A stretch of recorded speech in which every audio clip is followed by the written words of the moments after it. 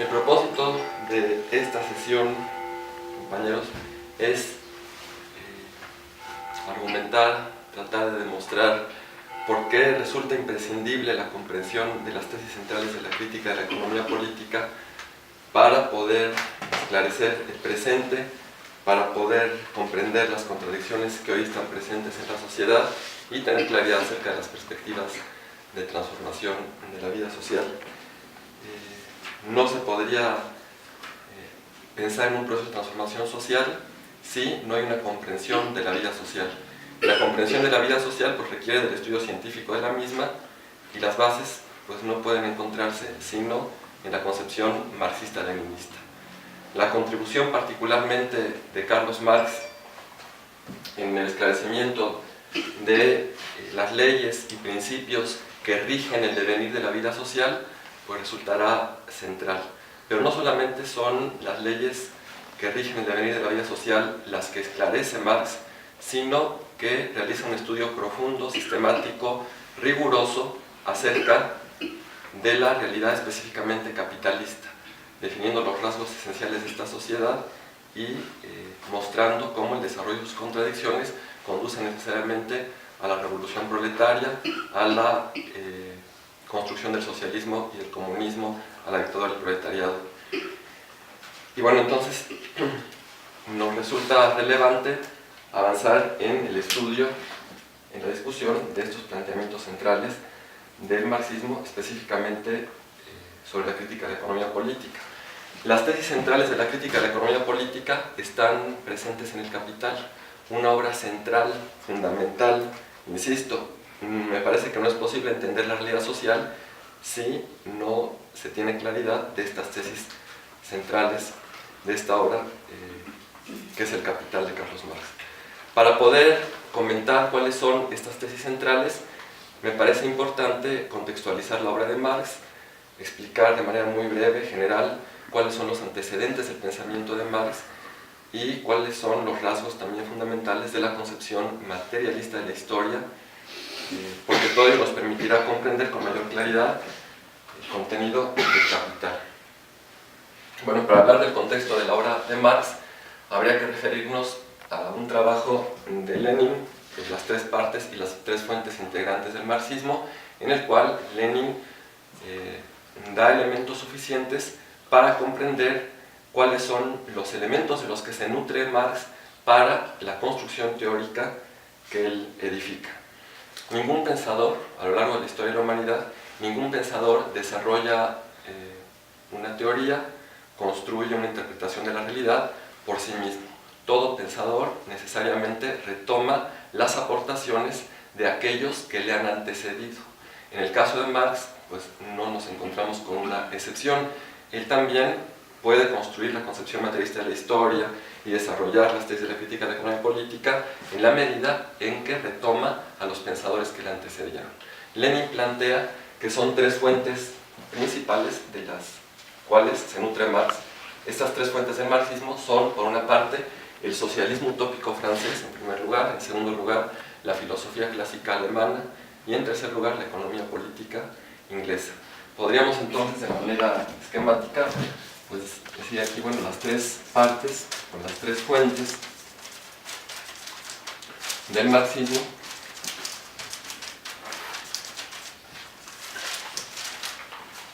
Tenemos, decíamos, al socialismo utópico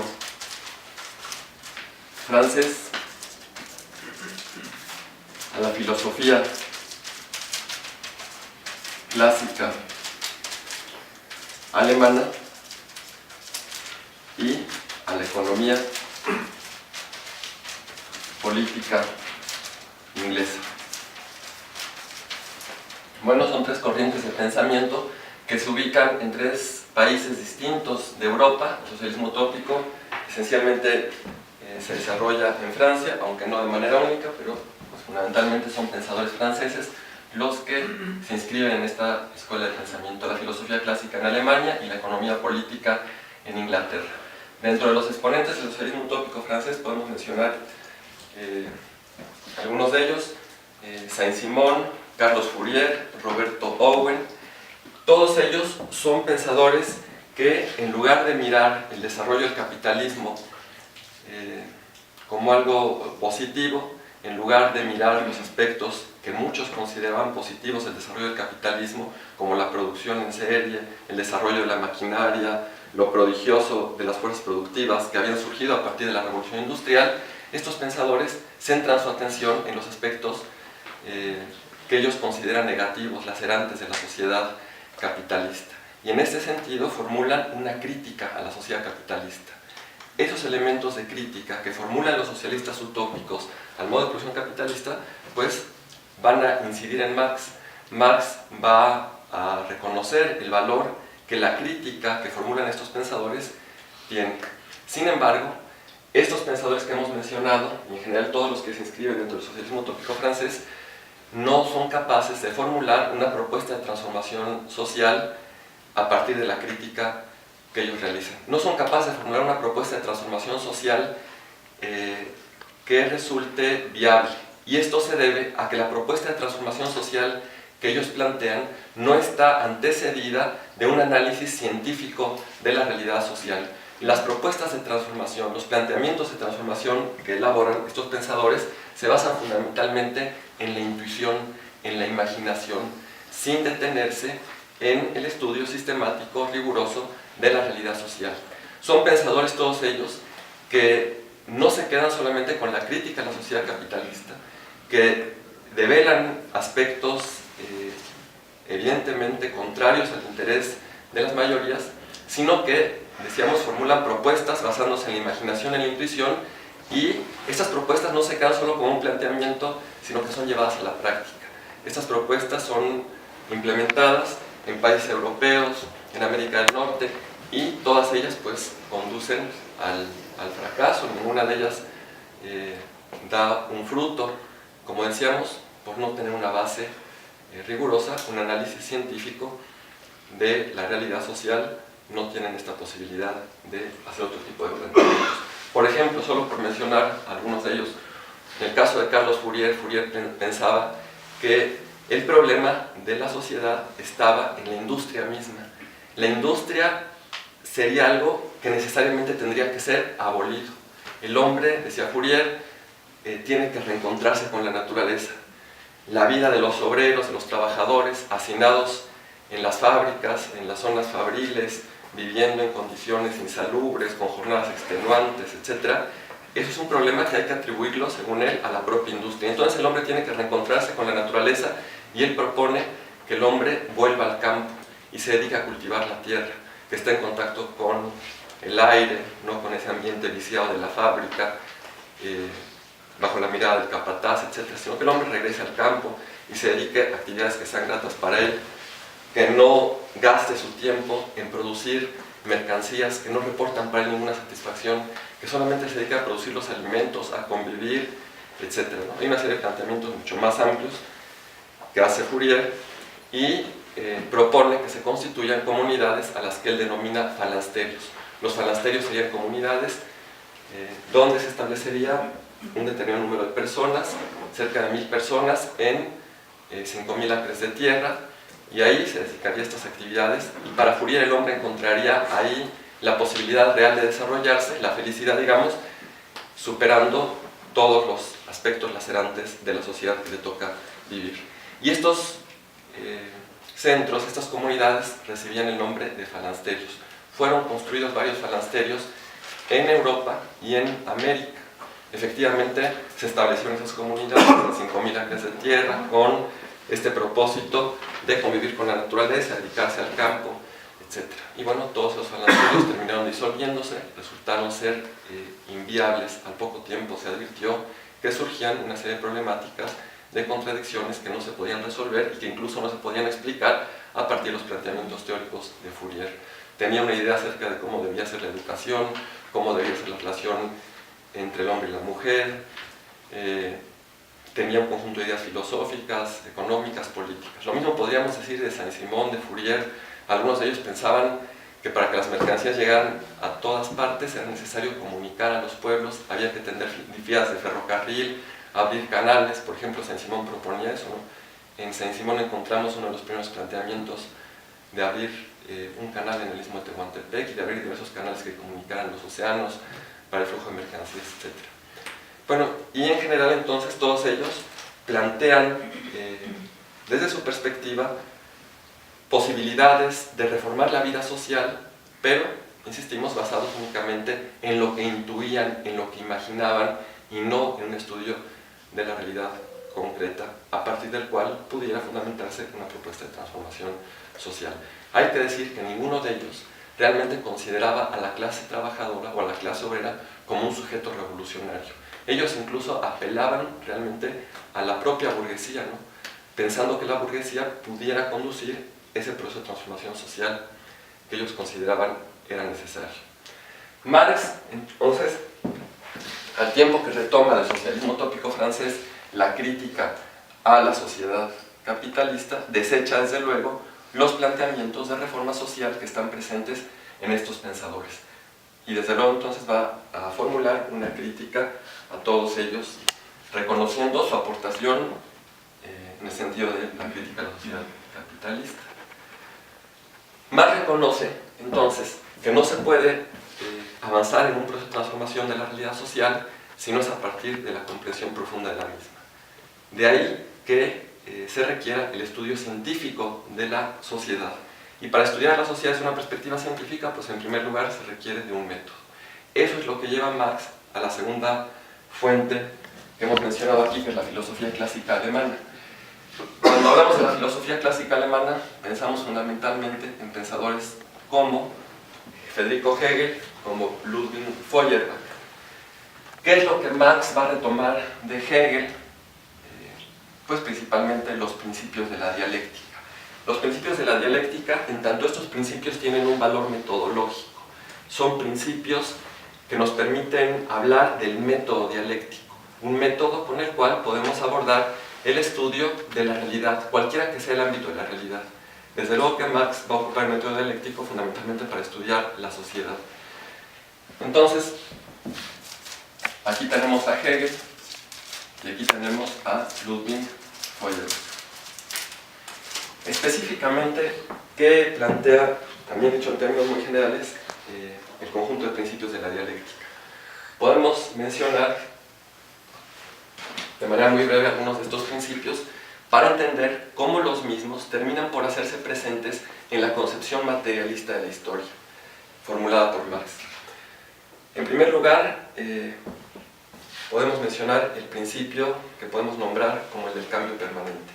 Ante la pregunta acerca de si existe algo en el universo, en la sociedad, en la realidad concreta, algo que permanezca inmutable, que no cambie, que no se modifique, la respuesta que nos da la dialéctica, y hay que decir que es una respuesta que está fundamentada en el desarrollo propio de la ciencia, es que no existe algo inmutable en el universo.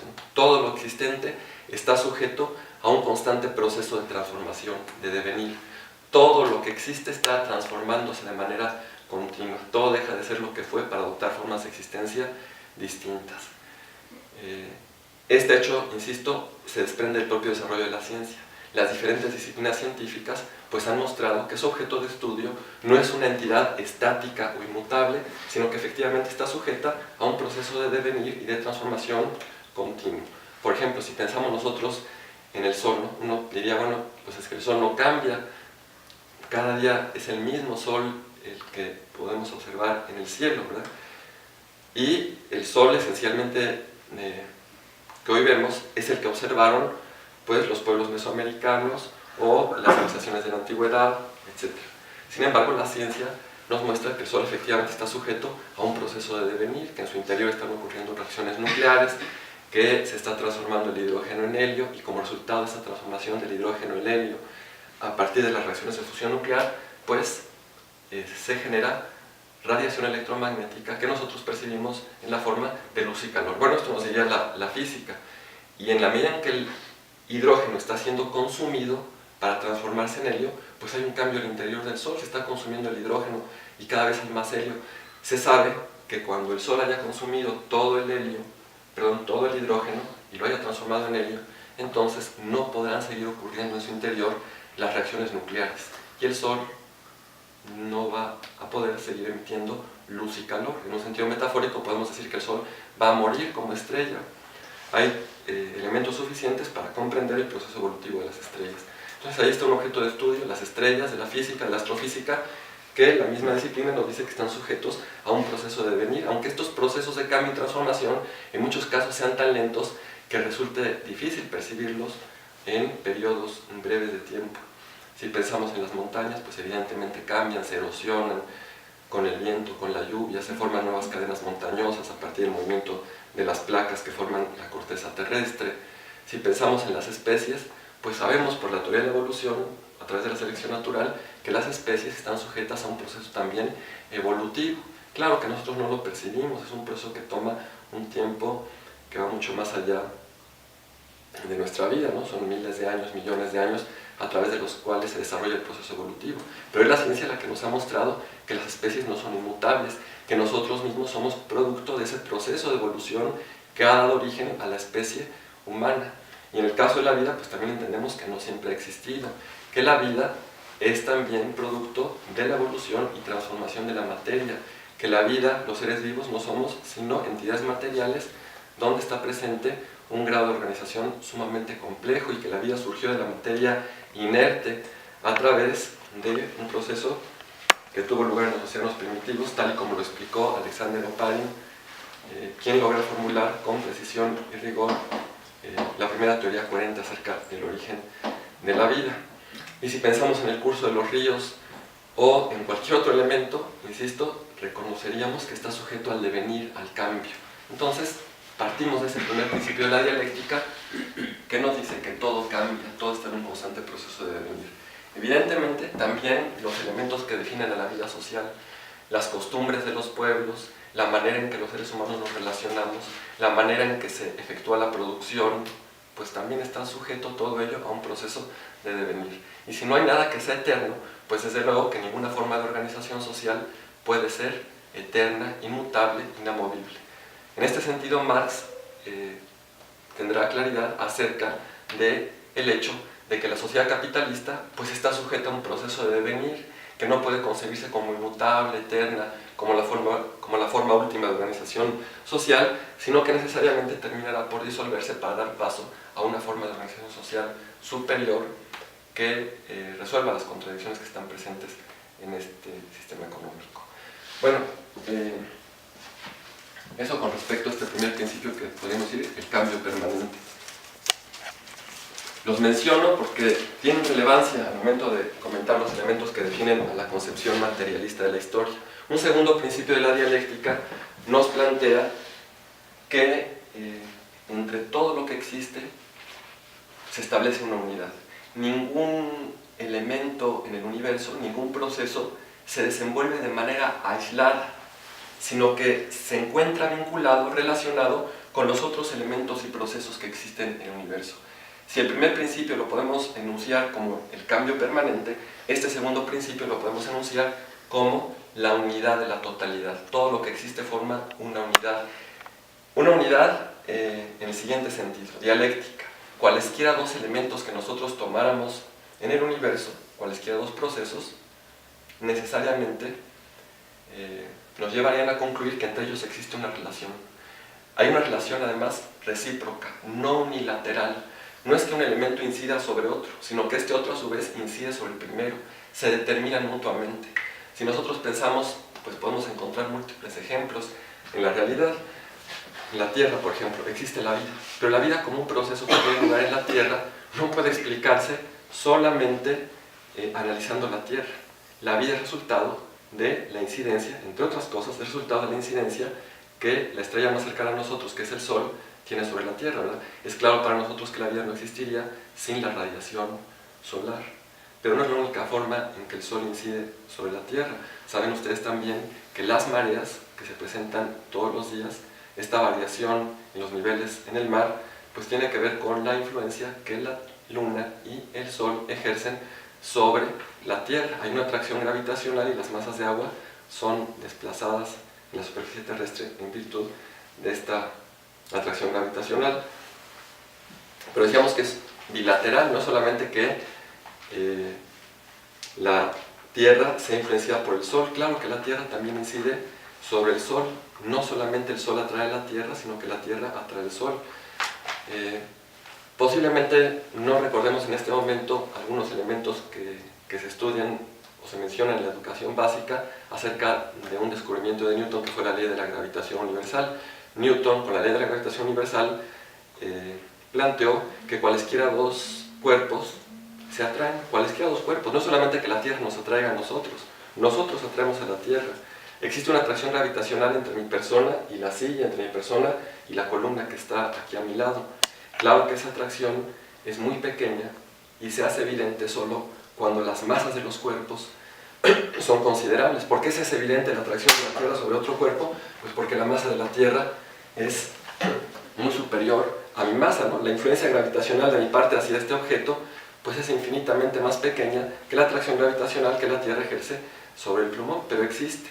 Y solo por ese hecho pues es claro que cualesquiera dos cuerpos pues están interactuando. Y entre ellos entonces se forma una relación dialéctica de unidad. Si entendemos nosotros que entre cualesquiera dos elementos que existen en el universo hay este vínculo dialéctico, pues llevado esto al caso de la sociedad, tendríamos que reconocer que los elementos que definen a la vida social también se encuentran relacionados unos con otros. Y esto va a ser retomado por Marx cuando planteé que el ámbito jurídico de una sociedad pues no puede explicarse por sí mismo, porque lo jurídico está determinado por los otros ámbitos de la vida social, lo económico, lo político, lo ideológico, lo cultural. Si pensamos entonces en cualesquiera dos ámbitos de la vida social, entre ellos existe una relación. Y lo que va a venir a demostrar Marx, y vamos a comentar en un momento, es que en este conjunto de determinaciones dialécticas, el elemento que tiene más peso sobre los distintos ámbitos de la vida social es precisamente el económico. Cuando Marx llega a este descubrimiento es que se aboca al estudio de la estructura económica, es decir, del ámbito económico de la vida social. Y es precisamente lo que Marx va a desarrollar en esta obra fundamental que hemos venido comentando, El Capital. Bien, entonces hemos dicho, del socialismo utópico francés retoma la crítica, pero desecha las propuestas de transformación social por estar basadas únicamente en la intuición y la imaginación y no en un análisis científico de la sociedad. Es necesario estudiar la sociedad desde una perspectiva científica para entonces poder formular un planteamiento de transformación social que sea viable, que pueda ser llevado a la práctica. Y para ello requiere estudiar la sociedad científicamente y requiere por lo tanto un método. Y ese método es lo que aporta la filosofía clásica alemana, el método dialéctico, los principios de la dialéctica que retoma de Federico Hegel. Dijimos en primer lugar el reconocimiento de que todo cambia, de que todo está sujeto a un proceso de devenir, de que no existen elementos inmutables. En segundo lugar, el hecho de que todos los elementos que constituyen a la realidad concreta forman una unidad en la medida en que unos están relacionados con otros. Esto lleva a sostener, fíjense bien, lleva a sostener que no es posible comprender ningún elemento del universo si se le aísla. Vamos a pensar en el objeto de estudio de alguien que se dedica a la biología. Pensemos, por ejemplo, a alguien que se dedica a la botánica y está estudiando una planta. ¿Acaso podrá comprender la planta si centra su atención solamente en la planta? Si toma la planta y la saca de contexto y pretende analizarla fuera de su entorno. Pero lo que nos plantea este principio de la dialéctica es que esto no es posible, ¿verdad? ¿Por qué? Porque si la planta tiene las características que tiene, si sus hojas tienen esa forma, si sus raíces tienen cierta profundidad, etc., todas las características de la planta realmente van a estar determinadas por los elementos de su entorno, por la humedad del suelo, por los nutrientes que tenga la tierra, su fertilidad, por la altitud sobre el nivel del mar, un conjunto de elementos que son los que realmente le confieren a la planta las características que la definen. Este principio tiene por lo tanto un valor metodológico. El valor metodológico radica en que el sujeto cognoscente, digamos, el investigador, quien toma un objeto de estudio, tiene que reconocer que la posibilidad de comprender ese objeto de estudio está en esclarecer las relaciones que dicho objeto tiene con los otros elementos de la realidad, ¿verdad? Y nos previene para no pretender comprender ese objeto de estudio aislándolo de su contexto. Por eso tiene un valor metodológico. El primer principio del cambio permanente pues también tiene un valor metodológico. El sujeto que estudia a un objeto tiene que reconocer ante todo que está sujeto al cambio, al devenir, y tiene por lo tanto que plantearse la necesidad de esclarecer los principios que rigen ese proceso de transformación, ese cambio, ese devenir. Fíjense, si no tuviéramos estos principios de la dialéctica, pues a lo mejor al enfrentarnos a un objeto de estudio consideraríamos que es inmutable, ¿verdad? Y ni siquiera nos plantearíamos la necesidad de aclarar cuáles son los principios que rigen su devenir, cuáles son las leyes que explican su transformación y cuál es el proceso de transformación al que está sujeto. Si no reconociéramos el segundo principio de la dialéctica, pues también tendríamos limitaciones serias, porque no habría posibilidad de plantearse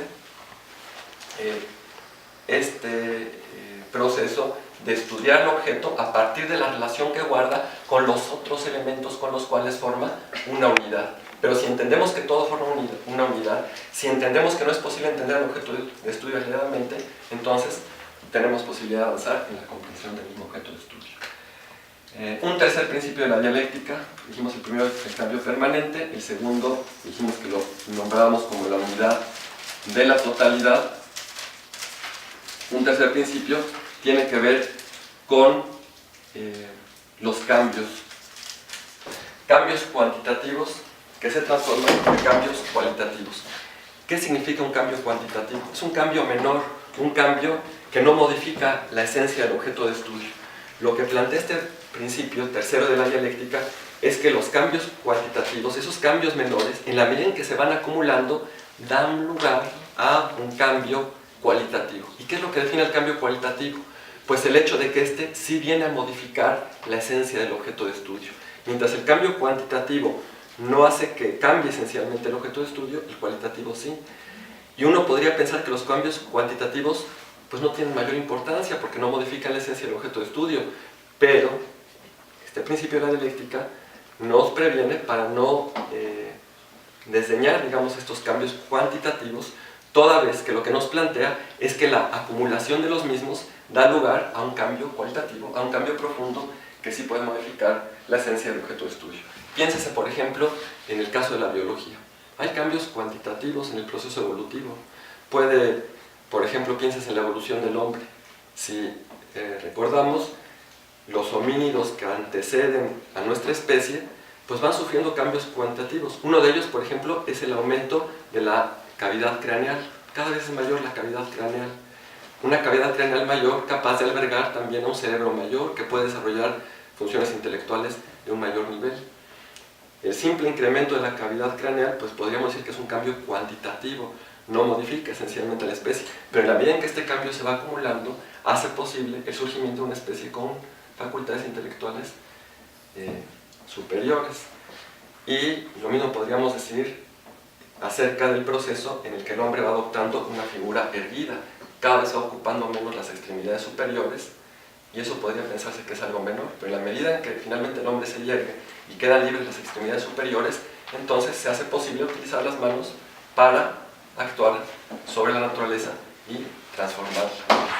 Entonces, hasta aquí, recapitulo, todo está sujeto a un devenir, todo está sujeto a un cambio permanente, todos los elementos que conforman la realidad concreta guardan entre sí una unidad, no hay ningún par de elementos entre los cuales no exista una relación, y esta relación es dialéctica en el sentido de que es recíproca, es bilateral. Un elemento incide sobre otro, pero este otro a su vez incide sobre el primero. Esta concepción dialéctica viene a romper con la noción del materialismo mecanicista que nos habla de causa y efecto. En la dialéctica, más que hablar de causa y efecto, hay interacción entre los elementos que constituyen la realidad concreta. Y el tercero pues, nos plantea esta idea de que los cambios menores, finalmente al acumularse, abren la posibilidad de que se presenten cambios mayores que modifiquen la esencia del objeto específico que se constituye como objeto de estudio. Podríamos hablar de otros principios de la dialéctica, no son los únicos. Marx reconoce en la obra de Hegel elementos que tienen que ver precisamente con lo que aquí estamos comentando, el cambio permanente, la unidad de la totalidad y la transformación de cambios cuantitativos en cambios cualitativos. Y en ese sentido reconoce a Hegel, pero igual que ocurrió con el socialismo utópico francés, Marx va a formular también una crítica a esta segunda corriente de pensamiento. Si el socialismo utópico francés retoma la crítica o considera valiosa la crítica que hacen a la sociedad capitalista y desecha Marx completamente los planteamientos de transformación social, algo semejante ocurre con esta segunda corriente, toda vez que Marx retoma estos elementos que tienen que ver con la dialéctica, pero critica el carácter idealista con el que aparecen revestidos en el pensamiento de Federico Hegel. ¿Cuál es el rasgo fundamental del idealismo? Bueno, podemos decir que cualquier concepción filosófica se inscribe en una de las dos grandes corrientes, el materialismo y el idealismo. Para el materialismo, la realidad existe independientemente de la conciencia del hombre. Es el elemento fundamental de la concepción materialista. Lo que define a la materia como categoría filosófica, nos lo dice Lenin en Materialismo y Empírico-Criticismo, lo que define a la materia como categoría filosófica es únicamente el existir independientemente de la conciencia del hombre. Y el materialista pues, reconoce la existencia de los elementos de la realidad independientemente de su conciencia. El idealista procede de otra manera. Para el idealista no es lo primario la materia, sino que lo primario es la conciencia o la idea. Yo, por ejemplo, los estoy mirando a ustedes, ¿no? Los miro a ustedes y en ningún momento pensaría que son producto de mi imaginación o que son una creación de mi cabeza o que los estoy soñando, ¿verdad? Sé que ustedes existen independientemente de mí. Los mire o no los mire, los perciba o no los perciba, salga yo en este momento de este espacio, pues ustedes van a seguir ahí. Y lo mismo los demás objetos que nos rodean, ¿verdad? Eso bajo una perspectiva materialista. En cambio, el idealismo cuestiona esto. El idealista reconoce que el individuo tiene únicamente posibilidad de afirmar que existen percepciones, sensaciones, imágenes.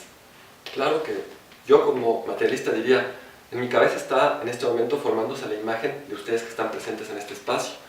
Claro que tengo una imagen, pero entiendo que esa imagen es el reflejo de elementos que existen independientemente de mi cabeza.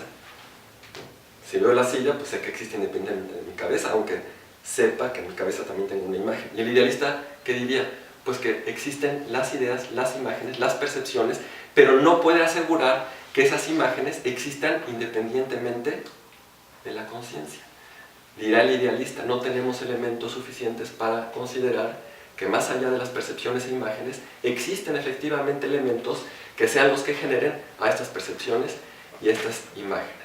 Y el idealista, digamos, objetivo, podrá decir, sí existen los elementos independientemente de mi cabeza, pero son producto de la conciencia de alguien más, de un ser superior, por ejemplo. Evidentemente las concepciones religiosas se inscriben dentro del idealismo filosófico.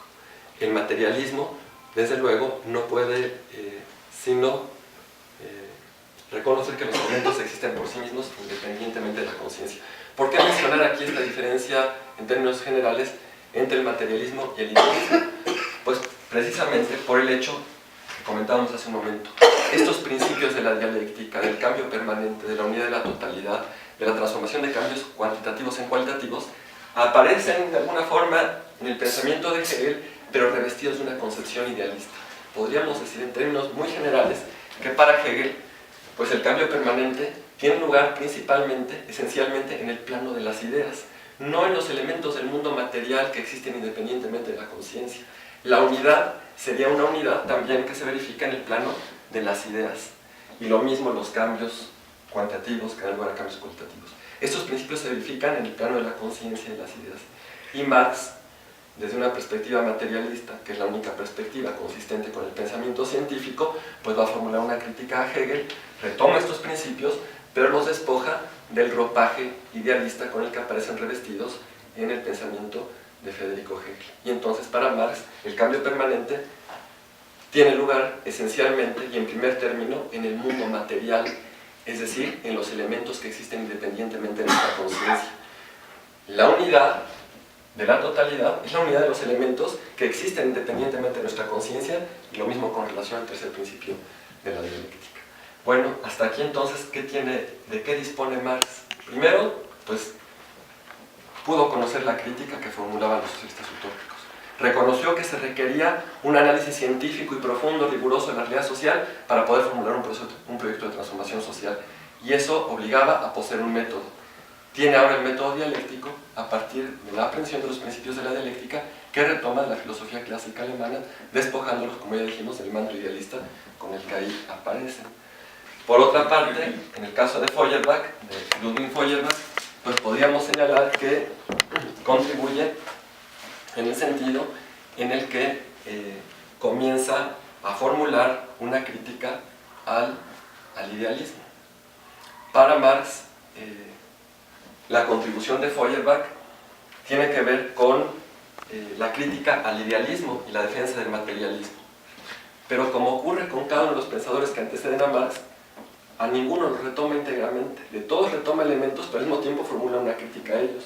Si de Hegel retoma los principios de la dialéctica, pero critica la manera en que son concebidos desde una perspectiva idealista, en el caso de Feuerbach, retoma de él la crítica al idealismo y la defensa del materialismo, pero, dice Marx, Feuerbach es un materialista contemplativo, porque a Feuerbach lo que le interesa pues es únicamente entender la realidad como si eso constituyera un fin en sí mismo. Para Marx, me parece que esto es muy importante señalarlo, para Marx el entender la realidad social no es un fin en sí mismo. El entender el mundo que nos rodea, el entender la realidad concreta, no es un fin en sí mismo. Para Marx, la comprensión del mundo material es un medio para transformar ese mundo material.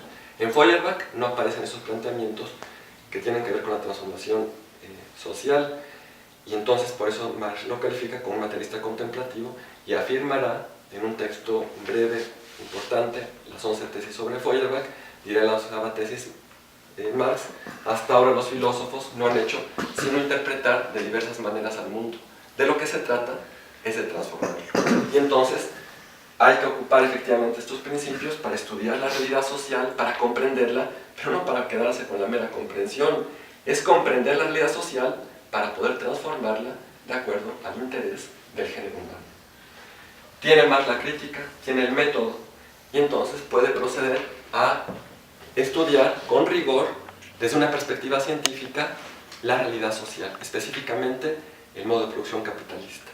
Claro que para estudiar el modo de producción capitalista, Marx no va a partir de cero, es decir, tiene que reconocer que ha habido pensadores antes que él que han asumido esa tarea de estudiar desde una perspectiva, en alguna medida científica, la realidad social. Y Marx va a acudir a ellos para conocer sus aportaciones. Eso nos lleva a la tercera fuente del pensamiento de Marx, junto con el socialismo utópico, junto con la filosofía clásica alemana. Encontraríamos como tercera fuente la economía política inglesa. Cuando hablamos de la economía política inglesa, estamos pensando fundamentalmente en dos economistas ingleses, Adam Smith y David Ricardo.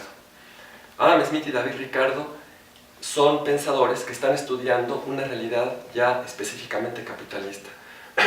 Antes de la economía política inglesa hay otras corrientes de pensamiento en economía, pero ninguna de ellas estudiaba específicamente la realidad capitalista. Los pensadores anteriores estaban analizando más bien el proceso de transición entre la sociedad feudal y la sociedad capitalista. No olvidemos que la revolución industrial que tuvo lugar en la segunda mitad del siglo XVIII en Inglaterra configura a Inglaterra como el país europeo, bueno, como el país del mundo en el que más desarrollo tenía el sistema capitalista. Por eso no es casual que Smith y Ricardo fueran ingleses, pues a ellos se ofrecía con toda nitidez esa realidad que caracteriza al sistema capitalista. No podía esperarse que fuera otro país el que generara pensadores que esclarecieran hasta cierto punto algunos elementos de la realidad capitalista. Smith y Ricardo sí, porque es el marco en el que están inmersos. Y vamos a comentar, en la medida en que avancemos hacia el capital, la importancia que tiene la aportación de Smith y Ricardo. Marx se va a detener en una lectura profunda, rigurosa, detenida, amplia. Son muchas páginas las que dedica Marx para hablar de Smith y para hablar de Ricardo. Esto aparece particularmente en lo que se conoce como el tomo 4 del Capital, o también se conoce como teorías de la plusvalía. Y ahí encontramos un análisis pormenorizado, minucioso de la obra de Smith, de Ricardo. ¿Qué retoma de ellos? Lo que va a retomar es precisamente lo que comentaremos al abordar el primer tomo del Capital, la teoría del valor, la teoría del valor-trabajo. No me voy a detener en este momento en comentar la teoría del valor-trabajo porque va a ser precisamente el elemento central al que nos refiramos al considerar el primer tomo del Capital. Pero vamos a advertir ahí cómo la teoría del valor-trabajo, que es la primera teoría del valor que se formula, resulta una pieza fundamental en la construcción de la crítica de la economía política. Vamos a comprender cómo es a partir de la teoría del valor-trabajo que Marx logra esclarecer los rasgos centrales que definen la sociedad capitalista, logra ubicar sus contradicciones y logra también, a partir de la propia teoría del valor-trabajo, tener claridad acerca de la perspectiva que se hace presente a medida que se desarrolla la sociedad capitalista, explicar la crisis irresoluble de la sociedad capitalista. Yo diría aquí que sin la teoría del valor-trabajo, la verdad considero no tendríamos elementos para poder entender el presente. Es una pieza fundamental de la concepción marxista de la crítica de la economía política, y es una teoría que no formula por primera vez Marx, ¿no? Lo que hará Marx, desde luego, es presentar la teoría del valor-trabajo en una forma mucho más acabada, con mucho mayor profundidad. No repite la teoría del valor-trabajo tal y como aparece en Smith y en Ricardo. De hecho, hay que decir que los elementos iniciales están en la obra de Smith. David Ricardo, un economista burgués, va a aportar también elementos a la precisión y el desarrollo de la teoría del valor-trabajo. Pero la forma más acabada aparecerá con Marx y queda expuesta precisamente en el capítulo primero del tomo 1 del Capital. Hasta aquí que hemos comentado, haciendo una síntesis muy breve. Dijimos, ningún pensador desarrolla una construcción teórica por sí mismo. Todo pensador desarrolla una construcción teórica basándose en aquellos que le han antecedido, en aquellos que le precedieron. Y decíamos, el caso de Marx no es la excepción.